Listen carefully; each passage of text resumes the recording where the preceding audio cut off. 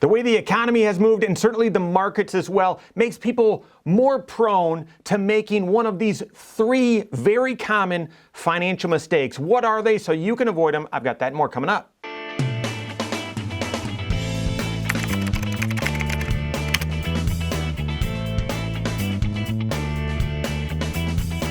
My name is Mike Bernard. I'm the host of the Wise Money Show. I'm also one of the certified financial planners right here at Korhorn Financial Group. Make sure you hit that subscribe button, turn on notifications, and smash that thumbs up button.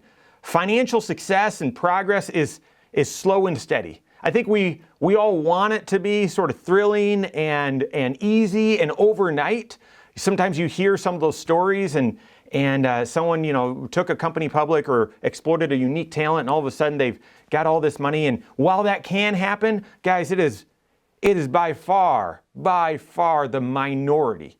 The majority of folks that go on to make financial progress, it's slow and steady. It's like developing a unique talent. It's like Michael Jordan, right? Greatest basketball player of all time. I'm not getting into that debate. I just wanted to say that just to touch a couple nerves there. That seems very obvious to me. I'll just leave it at that. But it's not like he showed up and was instantly fabulous, was instantly the best. It was just countless hours of work and work and work that we didn't see. We got to see the fun and exhilarating part, all the success. Well, financial progress is the exact same way. It just takes a long time. Tortoise and the hare sort of thing. And while it's taking a long time of just slow and steady applying the right habits, lots of things can come up. Lots of life can get in the way, right? And distractions come up, and then pretty soon there's some sort of temptation or an event that occurs where you gotta get away from the habits that ultimately applied over a long period of time would lead to financial success. So I was talking to a friend of mine recently, and we were going over their overall financial situation, and I had to remind him, listen, I know it doesn't look like it when we look at how last year went compared to previous years and so on. And I know it may not feel like it on a week-to-week or month-to-month basis, but you are doing the right things financially to have great long-term financial success. So therefore, don't be discouraged by these short-term distractions that might suggest, well, things aren't going the right way, I must be doing something wrong. No, you're doing the right things. It just takes time. And I found it striking as we were talking about that how things have gone both in the economy and certainly in the markets over these past 18 months or so make it very tempting for people to make one or more of these three very common mistakes that, if applied over the long term, would lead to pretty undesirable financial results, not financial success. So what are these potential mistakes that you might be more tempted to make right now so that you can avoid them? The first mistake is to stop funding your retirement savings. Stop funding your retirement savings. That is a mistake, but very tempting right now. When you're looking at, and this is what caused sort of this spark, this conversation with a friend, is right now during this beginning of the season, we're looking at, hey, where are things today compared to where they were last year, where they were 2 years ago, 3 years ago? And yeah, some markets go up and down. One out of every 4 years is negative in the market based on history. And so, yeah, when that happens, when you look at your overall net worth and your financial statement, personal financial statement, right now compared to a year ago, it likely doesn't look as great. If you just look at your investment statements, you might say, oh, I'm happy with how things have gone over the past 2 months. But when I look at it over a year, or there were times last year where I didn't like it at all. This was a very common question last year. Why am I continuing to save into my IRA, my Roth IRA, my 401k every time, if I put $1,000 in, I get my statement, I look, I'm down $2,000.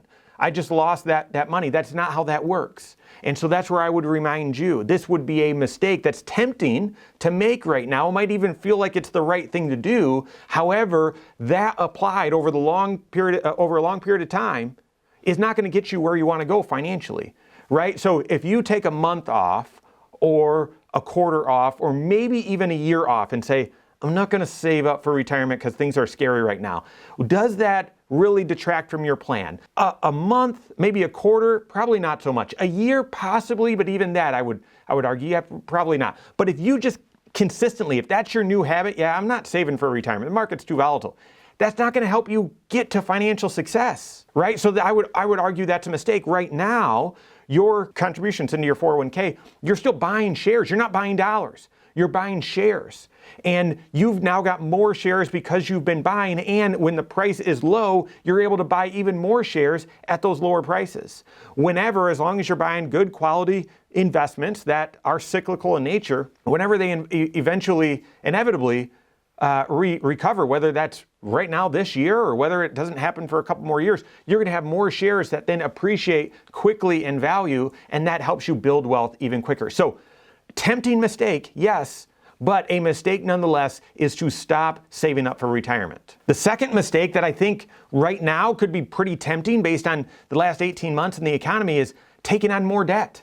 Taking on more debt. When you look and say, everything costs more. Everything costs more. And sure, you may be getting paid a little bit more, but is that really keeping up with how prices have increased or some of the purchases or some of the things that you've wanted to do? Guys, we were in lockdown for a long time. And when we came out of lockdown, still many people were reluctant to travel. It was hard to travel. And then all of a sudden, if you wanted to, you couldn't find a place to travel to. They were so busy. And so now that you're able to do things, it's pretty common for this big spend, right? Well, if that happens and you don't have the cash, then you're reaching for debt.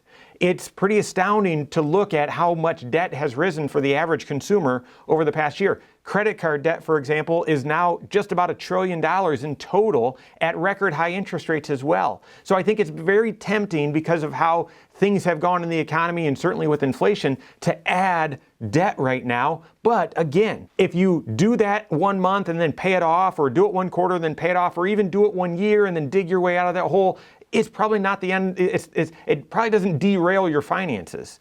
But if consistently applied, if that's the new habit, is to let consumer debt fester in your life and have that be a part of your overall financial situation, it's not going to lead you where you want to go. So it's a tempting mistake right now based on everything that can happen, but a mistake nonetheless. And then the final mistake that, again, I think is circumstantial to right now and people are very susceptible to is spending through their savings. So again, we went through this lockdown period and then things opened up, but you didn't want to go do a lot of things. And then when you tried to, they were full or booked, or you realize, oh, that's pretty expensive. I don't want to do that. Well, now it's even more expensive.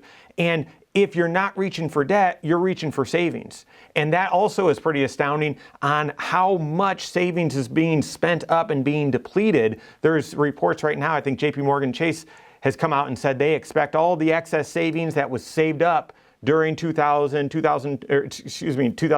2021, they expect it all to be depleted by some point later this year in 2023. So if you've had an emergency fund, some savings built up, it would be an enormous mistake, a big mistake, but tempting to spend through that right now to either help cover rising costs or help pay for something that you needed to do or wanted to do. That is a mistake. Yes, very tempting to do right now, but a mistake nonetheless. So no big epiphany there other than right now, this is ripe soil for any one, if not all three of those mistakes to just look a little bit more appealing or be easier to make given what we've been going through the past 18 months or even 2 years in the economy. Very easy to say, yeah, I'm not going to save up in retirement anymore. Market's too volatile, or I need that cash.